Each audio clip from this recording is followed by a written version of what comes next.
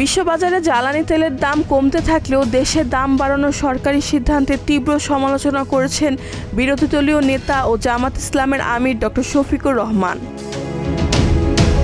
শনিবার রাতে 11টার দিকে সামাজিক যোগাযোগ মাধ্যমে দেওয়া এক পোস্টে তিনি এই সিদ্ধান্তকে দুঃখজনক আখ্যা দিয়ে বলেন, এটি সাধারণ মানুষের জন্য মরার উপর খড়ার ঘা।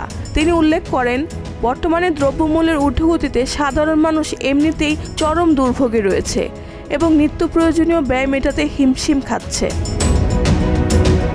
ডক্টর শফিকুর রহমান বলেন, জনজীবন যখন নার্ভিশ্বাস ওঠার পরিস্থিতি, ঠিক তখন দর সমন্বয়ের অজুহাতে জ্বালানি তেলের মূল্য বৃদ্ধি মানুষের সংকটকে আরও তীব্র করে তুলবে।